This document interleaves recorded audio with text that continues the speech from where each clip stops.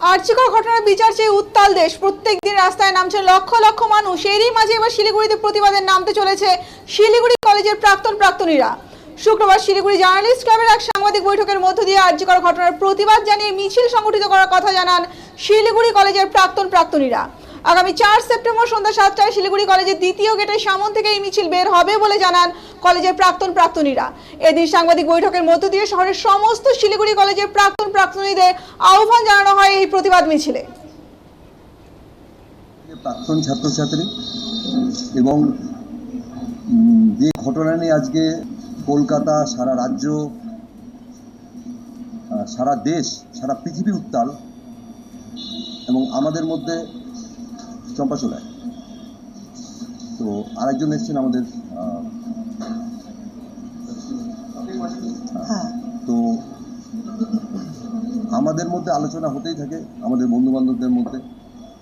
তো অ্যাকচুয়ালি আচ্ছা, আমাদের সাথে আরেকজন জয়েন করলেন, উনি সুদীপ্তা ভট্টাচার্য। তো এবারে বলতে পারেন বিবেকের তাড়নাতেই আমাদের মধ্যে, আমরা যেহেতু কোনো রাজনৈতিক ছাতার নিচে নেই, তো রাজনৈতিকভাবে কোনো আমরা সাপোর্ট পাবও না বা চাইও না। সম্পূর্ণ অরাজনৈতিকভাবে আমরা শিলিগুড়ি কলেজের প্রাক্তন ছাত্রছাত্রী যারা রিসেন্টলি পাস আউট থেকে নিয়ে আমাদের সময়কার যারা পাস আউট, তার আগে যারা রয়েছে, আমরা চাইছি যে এই প্রতিবাদে আমাদেরও সামিল হওয়া উচিত। কারণ আজকে দেখুন, এই ঘটনার তো আর নতুন করে বলার কিছু নেই, পুনরাবৃত্তি করছি না। যে নৃশংস ঘটনা ঘটেছে, খালি তাই নয়, আজকে দেখুন হাথরস গেল, উন্নাও, তারপরে পুনে, বিভিন্ন জায়গাতে। কিছুদিন আগেও একটি চা বাগানে একটি বাচ্চা মেয়েকে পাওয়া গেল মাটির তলায়। ব্যাপারটা এই জায়গায় আসছে, ব্যাপারটা খুব স্বাভাবিক, এটা হতেই পারে। এর আগেও আমরা অনেক কান্না কেঁদেছি অনেক কিছু নিয়ে, কিন্তু সমাধান কিন্তু পাচ্ছি না। এবারে যেহেতু এই একটা ঘটনা নিয়ে সারা বিশ্ব জুড়ে তোলপাড়, আমরা চাইছি, আমাদের দাবি আপনাদের দাবি একই, যে দোষীরা শাস্তি পাক এবং যেন কোনো প্রমাণ লোপাটের চেষ্টা না হয়, এবং যারা প্রমাণ লোপাট করার করবে তাদেরও শাস্তি হোক। তো এই আমাদের মূল বক্তব্য, এবং সেই জন্য আমরা 4 তারিখে আগামী 4 সেপ্টেম্বর বুধবার আমরা সন্ধ্যে 7টার সময় আমরা একটি পদযাত্রা,